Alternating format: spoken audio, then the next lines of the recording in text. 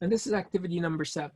Okay, we're going to do it. So the first question here that you guys are going to see is number 1, for each chemical listed, write the reaction of these in water. Now, if it's a chemical like nitric acid is HNO3. Okay, what you should recognize is that this is a strong acid. Change that. This is a strong acid. And because it's a strong acid, it only goes one way. Strong acid will just go, because it's stoichiometric, to the dissociation part. On the other hand, if it's a weak acid like HNO2, then it goes both ways.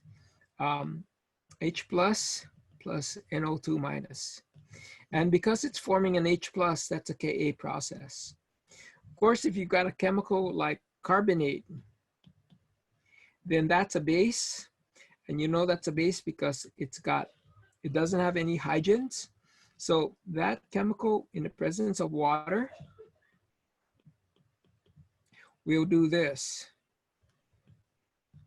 HCO3, which is, this guy is called bicarbonate. Make sure you guys remember this name and this formula, because this is a very common ion. And then of course you're going to get hydroxide left over from the water. And because you're forming hydroxide, that's a Kb. So this particular problem says that include all the phases and identify all the species, and then write the equilibrium constant. So if it's a Kb, you got to write that value. If it's a Ka, you got to write that value. And you can find this in the appendix of your lab manual. And the appendix of your lab manual is page 147. Rather than finding it in a book or typing it in, just go to your lab manual and go to appendix 9, because you can look that up. Now, what you have here is when a chemical doesn't have any hydrogen, like carbonate, then it can only go one way, because it can only pick up a hydrogen. If a chemical is neutral, like that, and it does have a hydrogen, it can only go one way. But suppose you have a chemical like oxalic acid. Oxalic acid is H2C2O4. The Lewis structure for oxalic acid is this right here.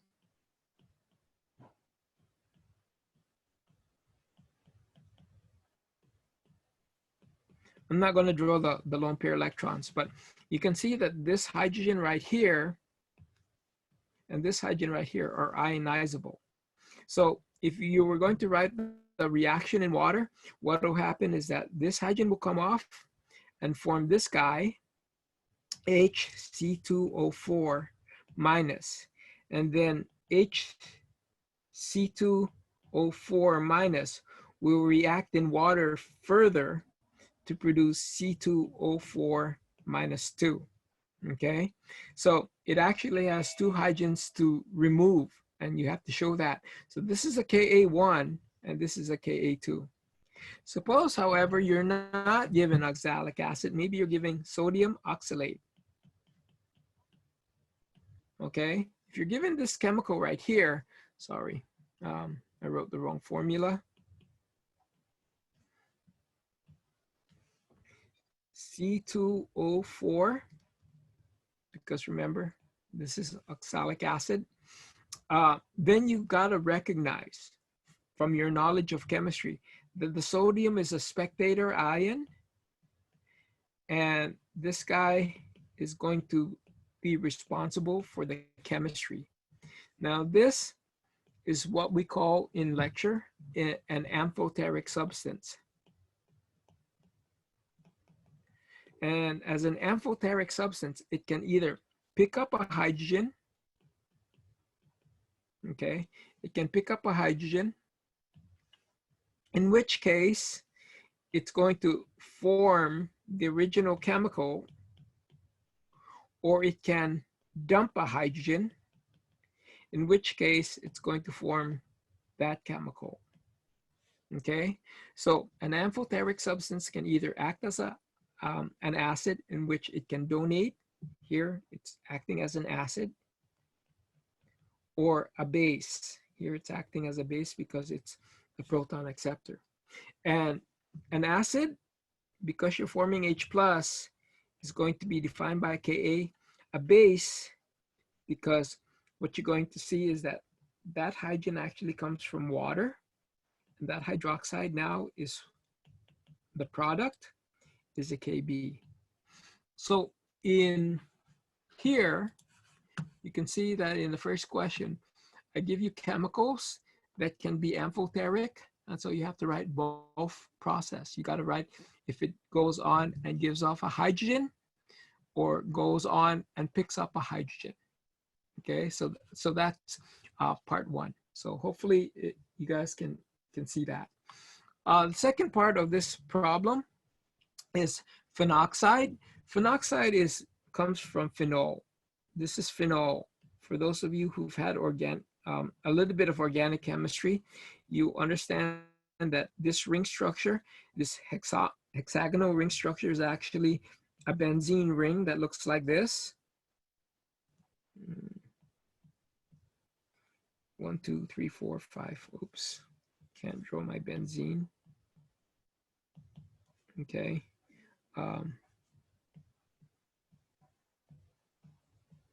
And then there's alternating double bond. We don't bother with the high carbons and the hydrogens because we need to write a shortcut.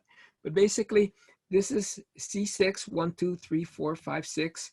And then what we have is an O here, and these will be hydrogens.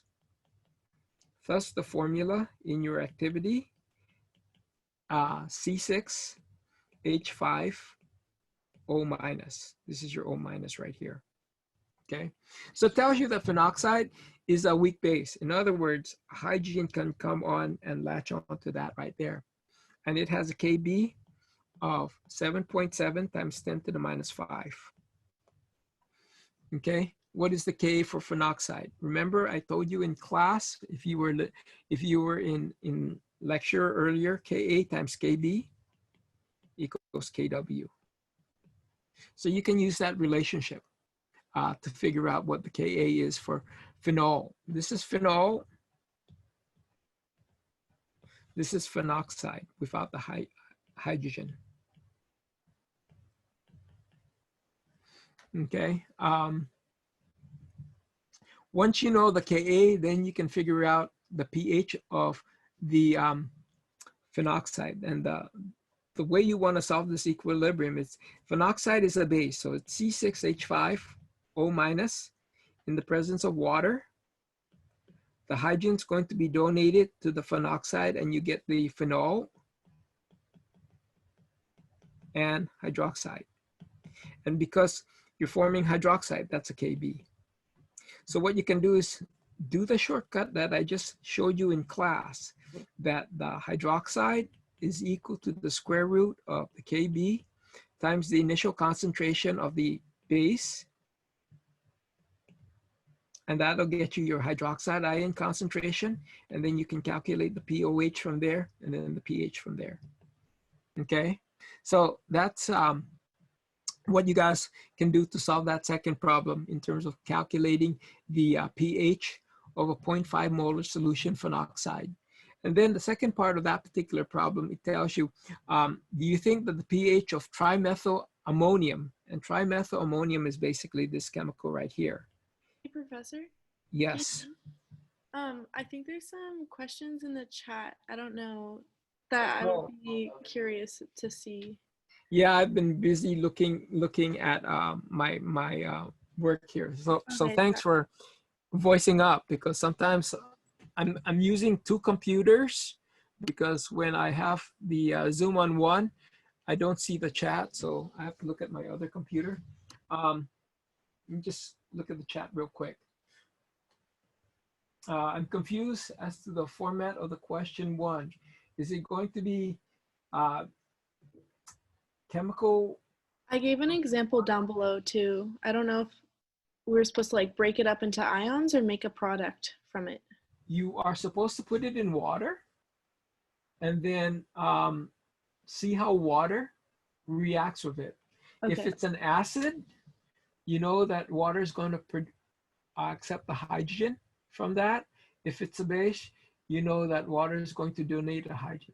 So if you take the first one, let me just show you the first one real quick. I'll show you that on my iPad. The chemical is this right here. Okay. Suppose you have a beaker of water and you put that chemical in that water, and the chemical happens to be HPO3 minus 2. Okay. That chemical HPO3 minus 2 in the presence of water, what are the products? Well, because it's got a hydrogen, because it has a hydrogen, it can donate that hydrogen to water and form H3O plus PO3 minus 2.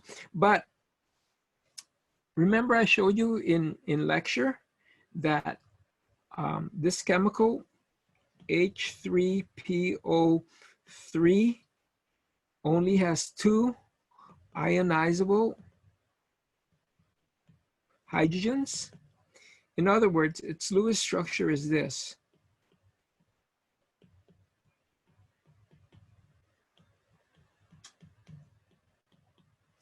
Because it only has 2 ionizable hydrogens, that will never happen because this hydrogen doesn't come off. Okay, so what you have to realize is that, okay, that hydrogen doesn't come off, then this chemical will not donate hydrogens. In fact, what it will do, okay, is accept hydrogen.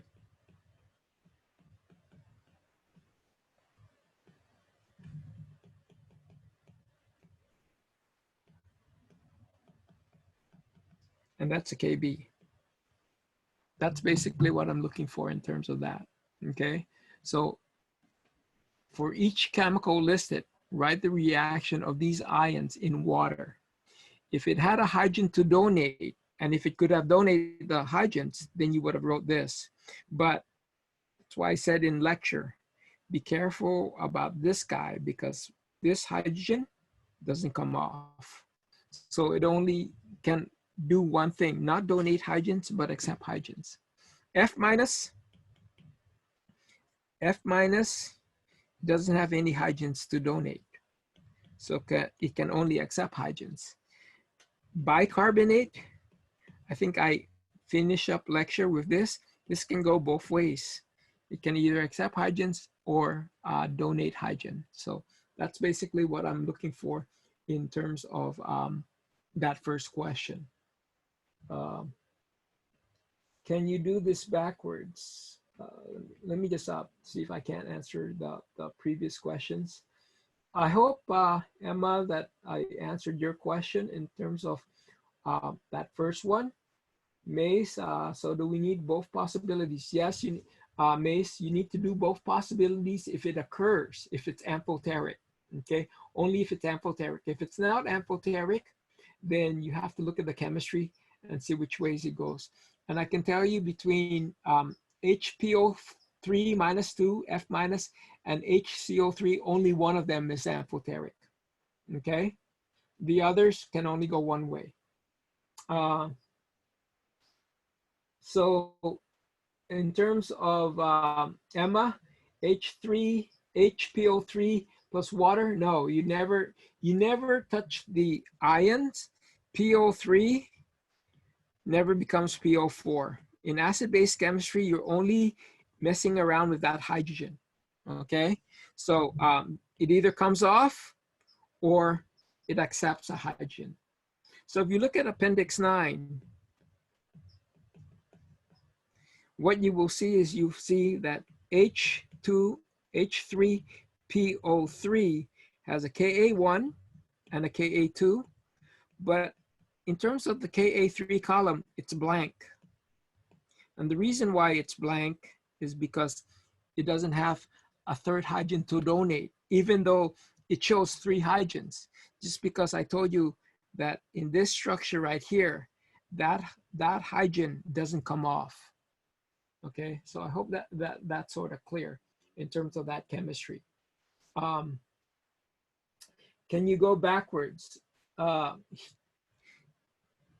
can see your confusion. Okay, you think that you have phenol, and this is addressing Sam's question. You have phenol, which is that guy right there, and you know that when this guy gives its hydrogen to water, then it would form H3O plus phenoxide, this guy right here. Okay, and so if this were the case where you had phenol in water, you can go backwards. But the question is not phenol in water, it's phenoxide. So what you need to realize is that you don't have this guy in the beginning. What you have in the beginning, when you put it in water, is this guy. Okay, and this is acting as a base. So there's only, the chemistry is not going to give you hydronium. The chemistry, because it's a base, is going to give you hydroxide. So that's why you need to understand that if this is my starting material in water, it forms hydroxide. If this was my starting material in water, it gives me hydronium. And you can't take phenoxide. You can't take phenoxide and do this, okay? You can't take phenoxide and do this because this would be phenoxide in acid. But the question here is, what does phenoxide do when you put it in water? So you don't have acid, you have water. And water will donate its hydrogen to phenoxide and you get hydroxide.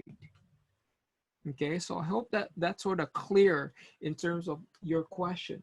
You can't really go backwards because going backwards means that you have hydronium ion present and you started with the phenol.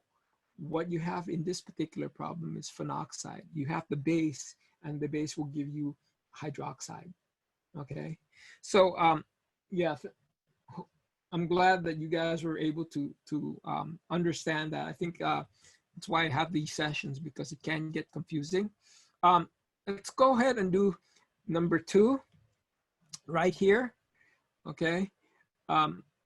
Sorry, right here. This is actually number 3. I numbered it wrong. In number 3, do you think that pH of trimethylammonium, so trimethylammonium is this chemical right here. This is ammonia. Okay, this is ammonia. This is ammonium. But when you place these, you replace these hydrogens with methyl, and methyls are CH3 groups. You see how I took ammonium and basically just changed the hydrogen with CH3s? Well, that's called trimethylammonium. It's going to be a cation. That's why you have that formula in your activity as CH3 3 times NH plus. The NH plus is this right here, and then you get the CH3 3 times. So this, like ammonia, is a weak acid. And what it will do in water, is this guy will go to water and form hydronium, and then you get the trimethylamine. This guy's called trimethylamine. It doesn't have the hydrogen anymore, but it certainly does have the methyl. And because you're forming hydronium, it's a Ka process. And you can look up the, in fact, they tell you the pKa. The pKa for trimethylamine is 9.80. So the Ka is equal to 10 to the minus 9.8. So that's how you would calculate the Ka for this guy right here, trimethylammonium. Now, will the if you put what is the pH of 1.0 molar? So the concentration is 1.0 molar. of this guy, trimethyl ammonium, in water, will it be higher or lower than 1.0 molar phenol? So you have two problems here. You have this chemical right here, and this will give you hydronium. It has a Ka, okay? And the other, of course, is CH3, 3 times N. And you have this guy right here.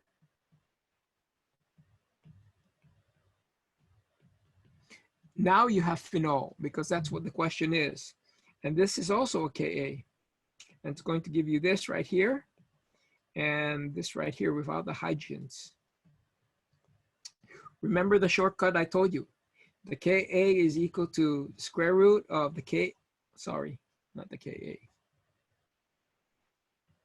The hydronium ion concentration is equal to the Ka times the initial concentration of the acid. So if you do this, you can calculate the hydronium ion concentration for both of these because they'll have different Kas. And now you can compare, once you have the hydronium, you can calculate the pH, and then you can say, tell me whether or not it's higher or lower, okay, and what the differences are. I hope that that helps. Again, let me remind you, this equation right here is a really handy equation to use.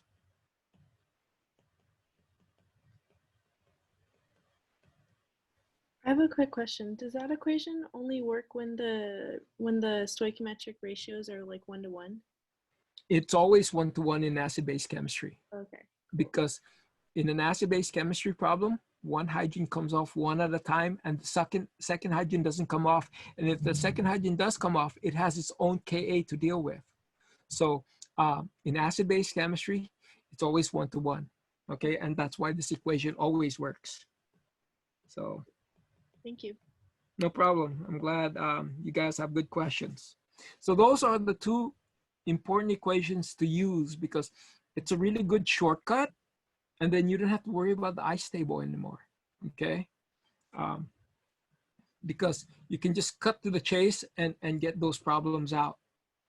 So that's how you would handle this particular problem right here. You want to use these equations, especially this one right here, because they're both acid. Of course, both chemicals are going to have different values of Ka. You have to calculate the Ka or look it up, okay? The next question is a polyprotic acid, H2S. Even though we don't think of H2S, hydrogen sulfide, as a polyprotic acid, it can do this. First hydrogen comes off, it's going to form hydronium ion, because remember, this is always in water, and HS, and then HS. See how we're treating this as one equation at a time? So it's always a 1-to-1 ratio. So this is your first equilibrium, that's a Ka1. This is your second equilibrium, that's a Ka2. What you want to do, of course, in this particular problem is, you know what the Ka1 is, I give that to you, and you know what the Ka2 is. And I also tell you that the initial concentration of H2S is 0.222 molar. So just cut to the chase. H3O plus equals Ka1 times 0.222. Square root of that. This hydronium ion is going to be that. Okay? This hydronium is going to be equal to this HS. So whatever you calculate in this problem for the first equilibrium is the starting concentration of the second equilibrium. You use the answer of the hydronium, which is equal to HS minus, to solve for the second equilibrium. And if you do the mass action on that, you will see, like what I had in my lecture notes, that Ka2 equals H plus S minus HS. This is minus 2. What you will find out is that this concentration and this concentrations are equal, so they cancel out. Okay, so the math on this really becomes super easy in terms of solving that problem. This problem right here, a lot of you are going to work hard, try and figure out what the hydronium ion concentration is. This problem tells you have methyl red. I'm just going to label it as MR. And it's got a proton in it because it's an acid-base indicator. Acid-base indicators generally have hydrogens in them. And what will happen is that in the presence of hydroxides, it's going to lose its hydrogen to that. So this is methyl red. The formula is not critical. The only thing that you need to do is that it's got a the only thing that you need to worry about is that it's got a hydrogen. Because it's forming hydronium, this is the mass action expression.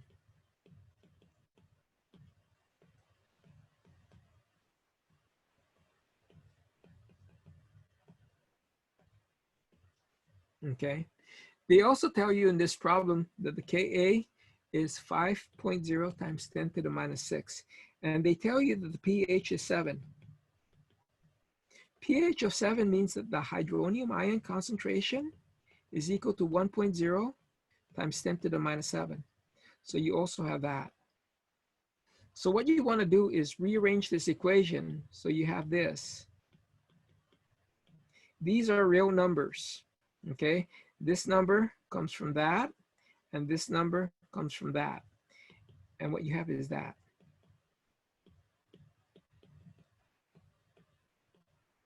So depending on this ratio, you're going to see whether or not this is a bigger number than this. If this is a bigger number, then it's anionic form, which is yellow. This is the yellow one. It's going to dominate. If this is the bigger number, then its protonated form, undissociated, which is red, that's going to be the dominant factor. And you know which is going to be dominant because if this ratio equals 1, then they're an equal amount. But if that ratio is like 10, you know the numerator is 10 times bigger than the denominator. If this ratio is 0.1, then you know that the denominator is 10 times bigger than the numerator. So this problem is not about calculating the hydronium ion concentration or any of that. This problem is about looking at that ratio and figuring out which one is larger. The chemical that is larger is going to dictate the color of the solution. So hopefully that's clear in terms of what's going on here. Okay. Let me move on. And the second part of this is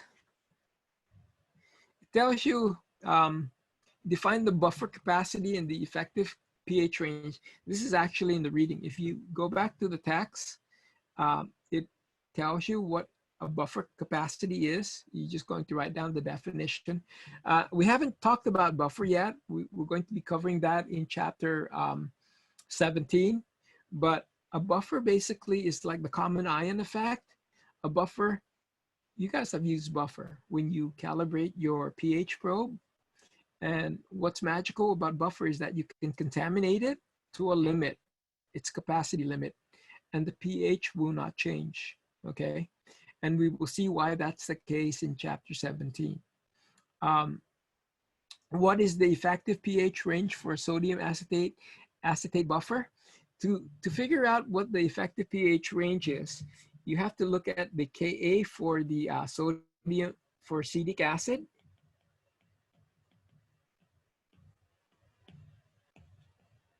And you need to figure out what the pKa is for that. And it's generally plus or minus 1 unit of that pKa value.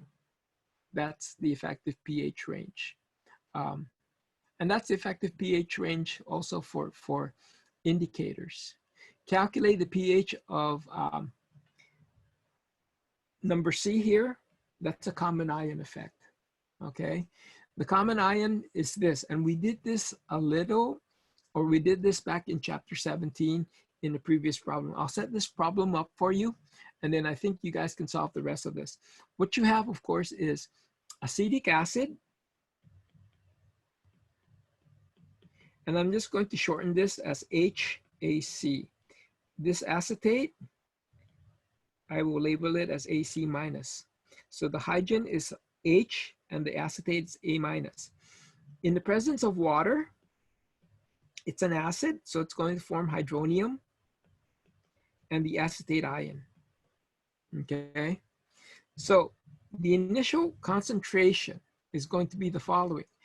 According to this problem, you have a 0.45 molar acetic acid, but you also have 0.75 molar sodium acetate. Sodium acetate is this guy right here, but the sodium is a spectator. So in the beginning, your initial line right here, it's 0.75 molar.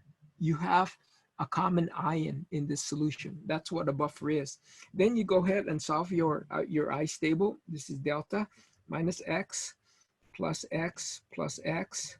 So at equilibrium, you have 0.45 minus x. This is x. This is 0.75 plus x. So in the mass action expression, you can say that, remember, this is a Ka because you're forming hydronium. Ka is equal to hydronium times the acetate all over acetic acid. And if you plug in these x values, that's x, 0.75 plus x all over 0.45 minus x. But look at the equilibrium constant for acetic acid. The equilibrium constant for acetic acid is 4.9 times 10 to the minus 10. That's really small. So you can make a simplifying assumption here, and you can make a simplifying assumption there, and assume that this is 0.75 and this is 0.45, and you can solve for x, and x, remember, is your hydronium ion concentration. So you can calculate the pH from that. So the problem's really not that difficult if you remember the chemistry and you remember how to set up the ice table. Okay, so that's how you would solve that particular problem. And then in terms of the last problem here, you've got hydrogen cyanide. And hydrogen cyanide is a acid, and it has a Ka of,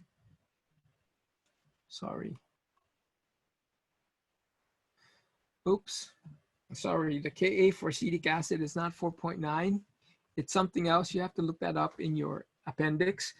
I'm using 4.9 here because, again, I misquoted, but use whatever the Ka value for acetic acid here is, what you find in your appendix, and then you can solve this problem. It's definitely not 4.9 because 4.9 times 10 to minus 10 refers to the next problem.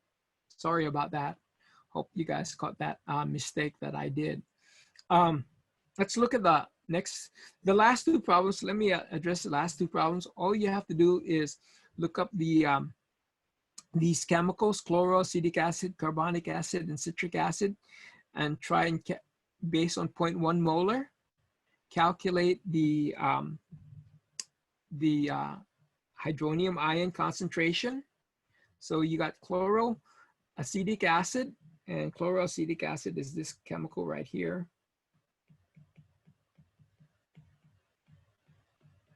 Okay, you've got carbonic acid,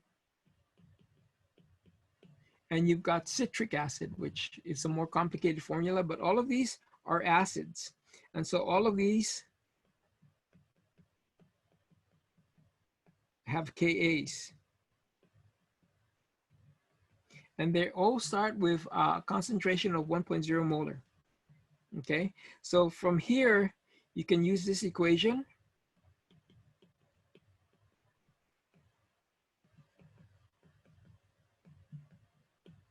to calculate the hydronium for each, and then you can tell me which one.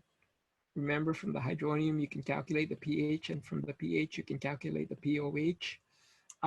Which one will have increasing pOH value? And then the last one, you just need to look up the pKa, and from that, you guys should be able to tell me which one rank the following in order of increasing pKa. Okay, so that's pretty straightforward. Let me do this last problem for you. This is number 6. And this is really a chapter 17 problem, but you guys have the knowledge to solve this problem. Okay, you have hydrogen cyanide, and it's an acid, and it has a Ka of 4.9 times 10 to the minus 10. So you can see it's a very weak acid. Very, very weak acid. And basically you have 50 mils of hydrogen cyanide, and you're titrating it with 0.5 molar sodium hydroxide. So this is what's going on. Let me draw you a picture.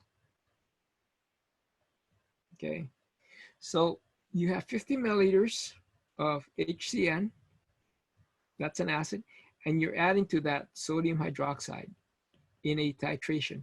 So basically what you have is a burette. This is, give you that picture right here.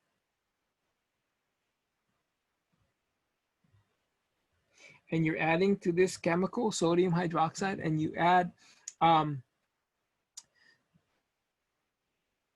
so this concentration of hydrogen cyanide is 0.250 molar. And this concentration of sodium hydroxide is 0.500 molar. And what is the pH of the original hydrogen cyanide solution? So for the first one, that's just this classic problem right here. Okay, that'll give you the pH of the original solution of hydrogen cyanide. You can just use that problem. The second part, B, what is the pH after 15 milliliters of sodium hydroxide? So you're adding 15 milliliters of sodium hydroxide. The first part of this problem is stoichiometry. Let me just show you what I mean by that. You've got HCN plus hydroxide. Remember that the sodium is a spectator. So this is the titration equation. You have HCN plus hydroxide, and here you're going to form water plus Cn minus. Because what will happen is that the hydroxide and the H will form water, and you get the cyanide forming HCN. So initially what happens is you've got, this is stoichiometry. The first part is stoichiometry, okay? Because the hydrogen cyanide is not coming apart, it's being forced to react with hydroxide. So what you need to do first is you need to take 0.250 moles per liter times 0.050 liters and calculate the moles of HCN. And you guys know how to do that. Then for the hydroxide, you're going to calculate 15 milliliters, convert that to liters, 0.0150 liters. And the concentration is 0.500 moles per liter. So you want to calculate the moles of hydroxide and the moles of HCN. Now in the reaction, this is what's going to happen.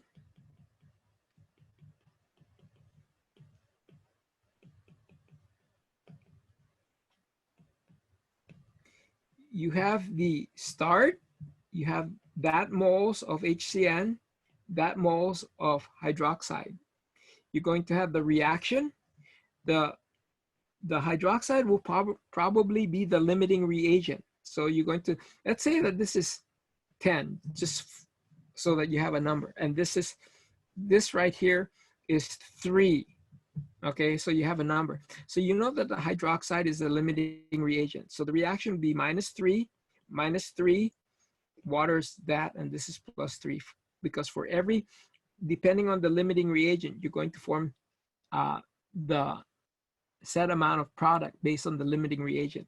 So when you are finished, that's what this means, start, react, finish, and this is not an ice table. And the reason why it's not an istable is we don't have an equilibrium here. This is stoichiometric. So this would be 7, this would be 0, and this would be 3. So that's the number of moles that you have. Now you can use this in your istable. You can say, okay, my hydroxide has completely reacted. All I have now is HCN in water goes to H3O plus CN minus. Because what happens is, let me try and draw you a picture, okay? You've got HCN. When a hydroxide comes in, then it's going to neutralize this guy, and you get water plus CN minus. But it's not going to neutralize all the CN chemicals in your reaction. So you still have HCN that went unreacted. So that's why I'm showing you right here in the initial line. According to our problem, it's going to be 7 moles because that's how much went unreacted over the total volume. And the total volume is going to be the 50 milliliters plus the 15 milliliters that was added. So that's going to be a total of 65 milliliters. So you take your moles over the volume, and that's a molarity. Here, don't worry about that. This is 3 moles, and again, over 65. So now we have an initial of 7 over 65, 3 over 65. You have your change, minus X, plus X, and then your equilibrium. 7 over 65 minus X, this is 3 over 65 plus X. So what you have now is the Ka for HCN is equal to the hydronium ion concentration times the cyanide ion concentration over HCN. But this is just that, and this is just that. And if you do simplifying assumptions,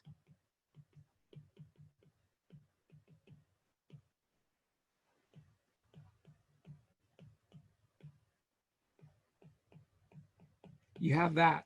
Now, of course, my example here is you didn't start out with 10 moles of HCN. What you started out was 0.250 molarity of HCN times 50 milliliters. So you have to do that calculation. But that's basically how you would solve this problem. You first need to figure out, let me review this again. You first need to work out the stoichiometry. Figure out how much hydroxide you have, because that's a stoichiometric problem. And then figure out how much remaining hydrogen cyanide went unreacted and how much cyanide was produced in that reaction. You use these answers to set up your istable, okay? Once you set up your istable, then in the mass action expression down here, you can solve for the hydronium ion concentration. And then you can figure out your pH, okay? The last part, C, what is the pH at the equivalence point? At the equivalence point, what happens is that all your HCN converts over to CN minus. So if you've got 10 moles of HCN at the equivalence point, because remember at the equivalence point, all of this acid has been neutralized, it converts over to 10 moles of CN minus. So what you need to do now is take the CN minus, you know what the moles is, you know what the total volume is, and that's just a base problem because that chemical in the presence of water will produce hydroxide and HCN. So for this, you can just use Kb equals, sorry, take that back. You can just say hydroxide. My pen ran out. Let's see if I can do this on here. My stylus pen on my iPad ran out of battery. So you can say hydroxide here, okay, is equal to Kb times the initial concentration That's this guy right here of Cn minus. And then you can solve for that. So that'll take care of this second part right here. And then from the OH, you can calculate the POH. And from the POH, you can calculate the pH. Okay. So that's basically how you would work these problems. Probably this right here is the hardest just because we haven't covered that. But if you look at lecture notes 17, let me find that real quick and then I'll show you where it is. That way you have a reference. So let me just show you that lecture note real quick so that you guys can see that, how it's worked out. It's actually found, if you're in my lecture, you're gonna find it here. You just pull out that part in lecture. It's going to be under buffers because that's what this is. And it's going to be part of the concept that you guys will need to learn when you get to titration.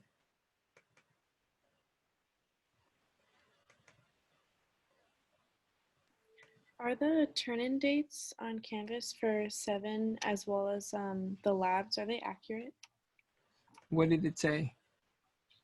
I think it said like the 10th or something like that. That's this Friday, yeah. Okay. Okay. Thank you. Yeah, so in terms of this right here, here is, here's a calculation. Here's a simple calculation. It's going to be found in 7. It's actually incorrect. Let me pull this one out real quick.